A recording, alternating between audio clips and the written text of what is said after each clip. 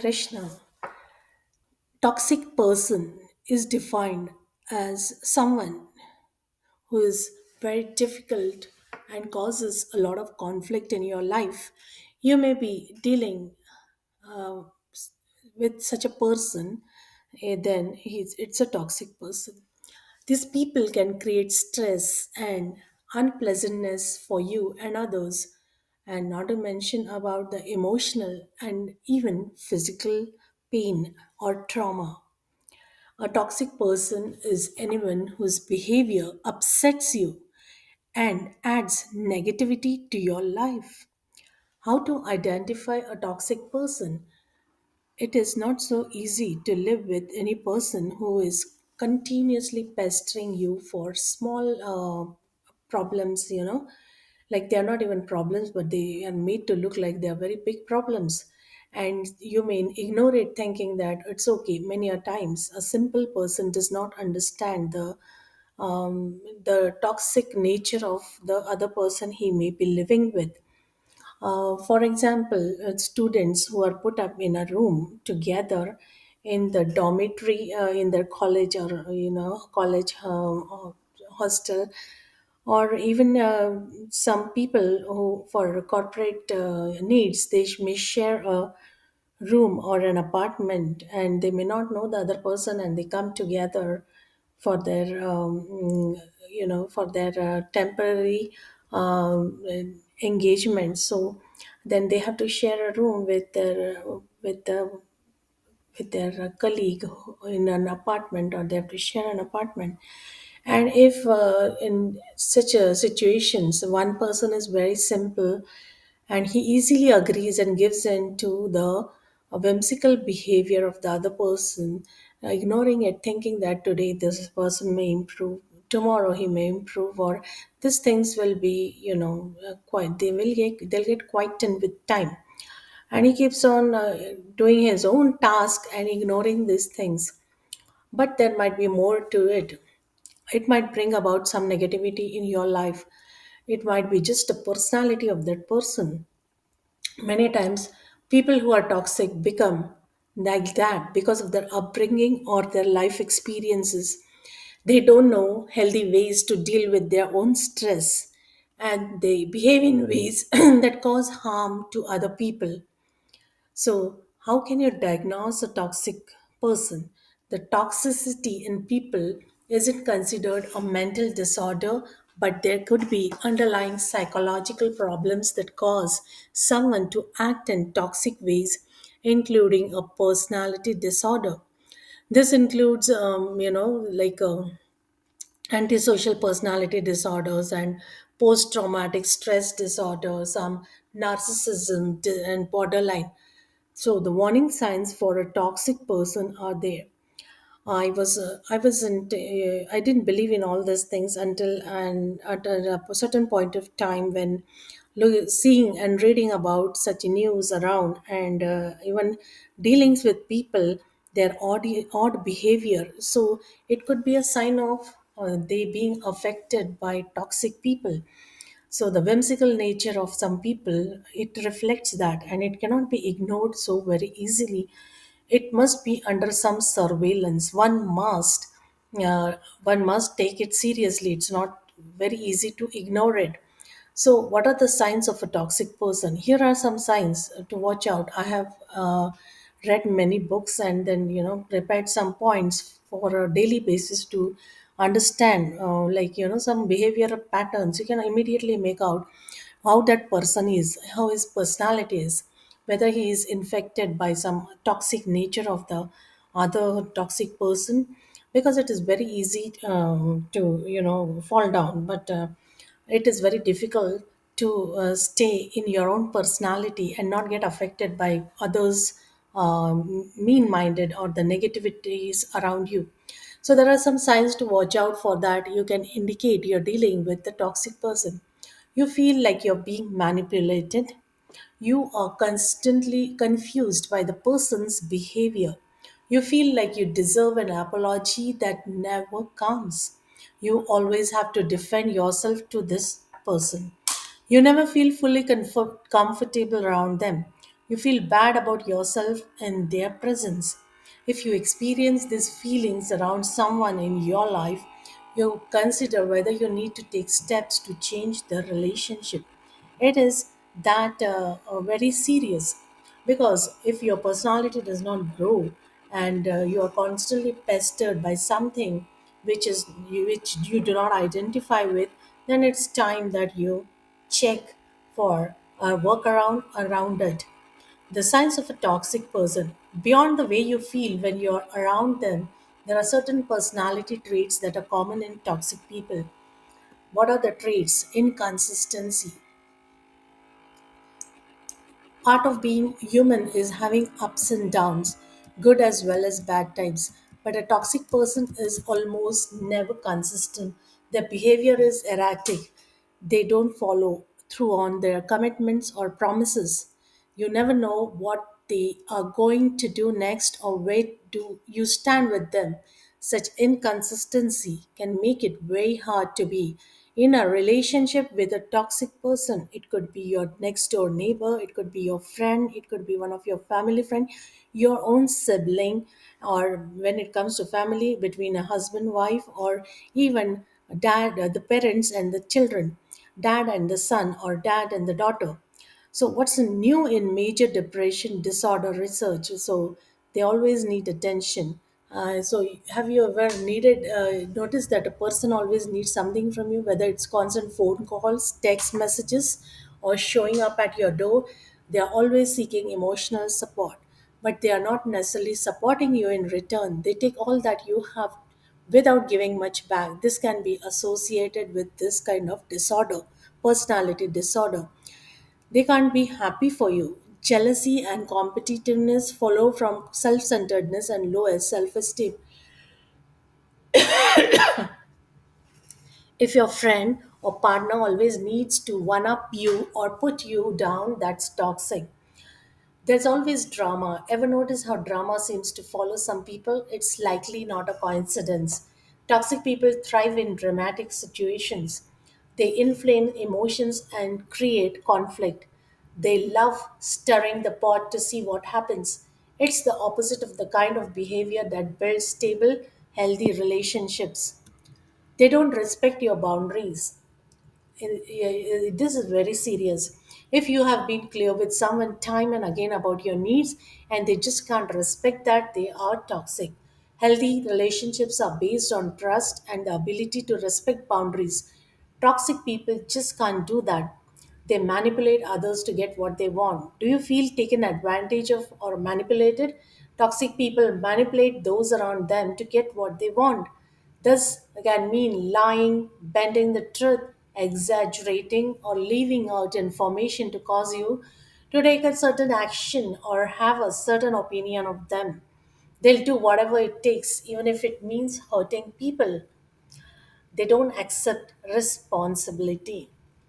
So, why am I reading all these points? Because many a times you might be around such people and you can't identify, and it's time you understand and take it seriously. It's not just so easy. If you are a good person, you believe in goodness and you believe in a personality, and then punctuality, showing consistency, and not entertain any abnormal behavior or some whimsical nature, then you cannot accept anybody who is violating all these things, because it does not establish any true dialogue or relationship for that matter, even friendship for that matter. So the trust does not develop, the relationships won't develop. So such toxic people, you must find out the behavior and you can try to um, put up with the situation. If he's a good friend or she's a good friend, you can tell them in a friendly way what is their mistake, and if they accept it, then they'll become a good person, and their personality too will develop. But otherwise, then it's a very sorry state, and it's high time that you check all this and altogether leave the company of such person for some time till they change and turn back. But you cannot afford to get affected by these negative tendencies. So the toxic people, they don't accept responsibility. If you call out a toxic person for an insult they delivered, expect to be told that you are too sensitive. Now, they may act outraged that you could think badly of them or blame you for their behavior. Gaslighting, where someone tries to make you doubt your perceptions or memories, is a common tactic of toxic people. Now, there's a whole list that is there about it. So now, knowing these traits, then how do we deal with a toxic person? It's one thing to be able to recognize a toxic person, but it's another to be able to do something about it. But well, there are few strategies that are there and we can try them. You have to first confront them. If you notice toxic behaviors, then don't stay silent and hope the person will change. Call them out on lies or inconsistencies. Tell them you don't appreciate their behavior. This shows them that you're paying attention and gives them a chance to explain themselves or apologize. Second is encourage them to get help. It isn't your job to fix a toxic person, but you can steer them to resources that can help them. Therapy can uncover the reasons behind their behavior and teach them better ways to manage their feelings. But don't be surprised if they don't admit they need help. The third point is set stricter boundaries. While it may make you uncomfortable in the short term, protect yourself by setting rules for the relationship and then sticking to them. For example, if someone is abusing substances and it causes them to harm you or others, let them know you won't see them unless they are sober. Understand that the toxic person in your life won't be happy about the lives lines you have drawn and will probably push back and try to make you feel guilty. Fourth is manage your reactions. Ultimately, you can't change someone else, but if you can change how you respond to their behavior, many times a toxic person is trying to provoke you into a negative reaction. Don't give it to them. It may help to practice how you'll handle a certain situation ahead of time. Don't blame yourself for their behavior or allow them to manipulate you. Fifth is prioritize yourself. It's important to take care of your physical and emotional health. Focus on relationships that are healthy and supportive. Talking with a mental health professional can help you understand your role in the relationship and learn to set boundaries. The sixth is if the above strategies don't work or cause even more pain, abuse, or dishonesty, it's time to let the toxic person go on. Sometimes there's nothing to do but stand up for yourself and move on. This can be a lot easier to do with friends than with family members. But if all you can do is limit your contact, that's a step in the right direction. And then where do you find the toxic people? And the question is, there can be toxic people anywhere all around you. Uh, Once you leave the home, you go to your workplace, then the co-worker, it may be your co-worker, it may be your boss too, and it may be your sometimes your neighbor or any place, like dealing with, you'll have to deal with them even in the shops or the malls or the grocery outlets. You can never understand how these people can just bump up into you at anywhere.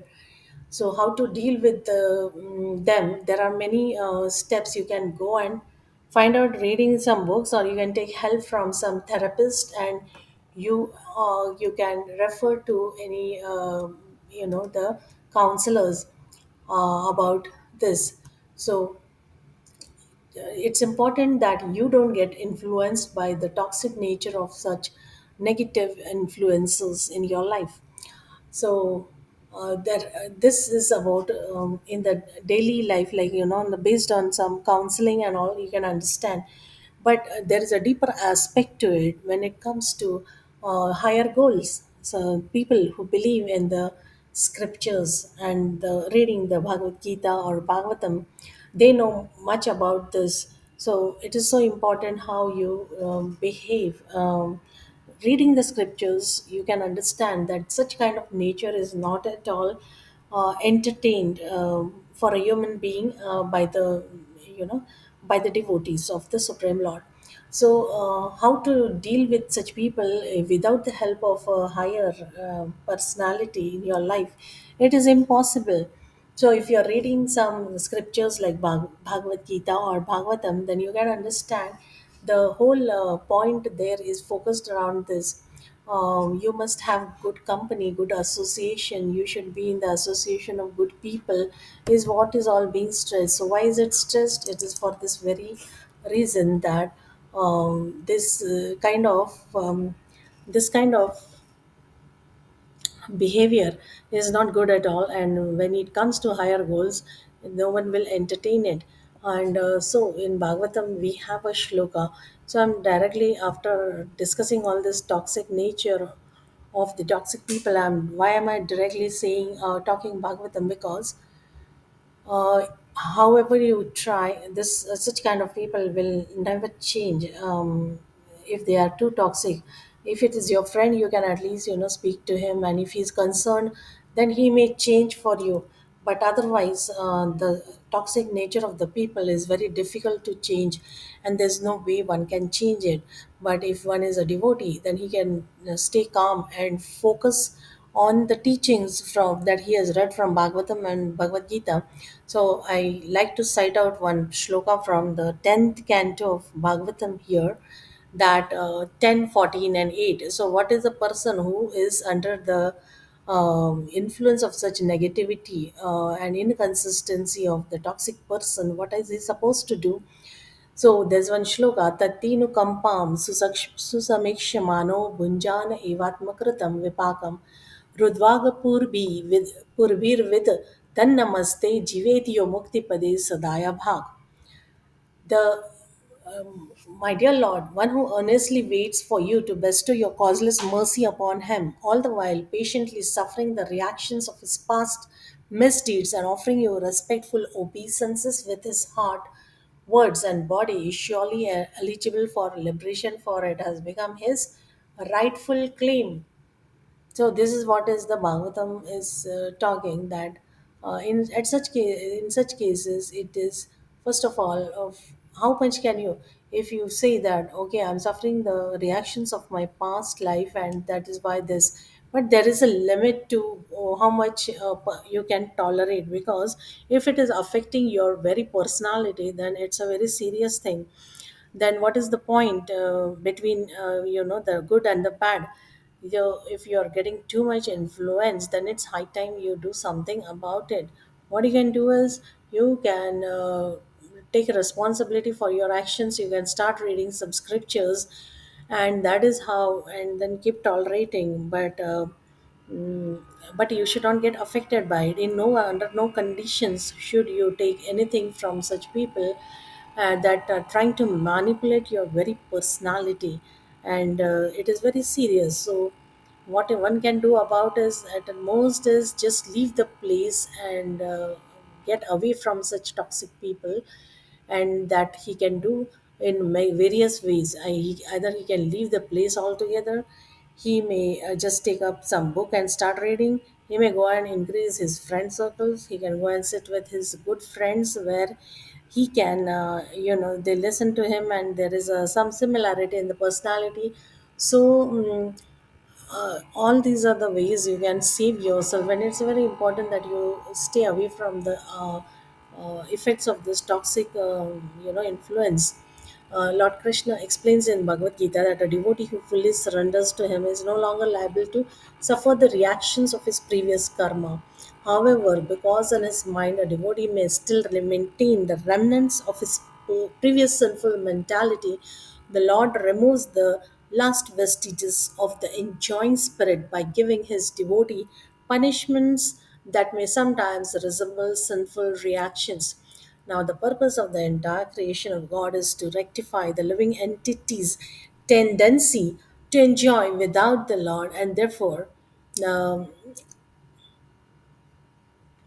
the particular punishment given for a sinful activity is specifically designed to curtail the mentality that produced the activity. Although a devotee has surrendered to Lord's service, unless he is completely perfect in in serving the Lord. He may maintain a slight inclination to enjoy the false happiness of this world, and the Lord therefore creates a particular situations to eradicate this remaining enjoying spirit.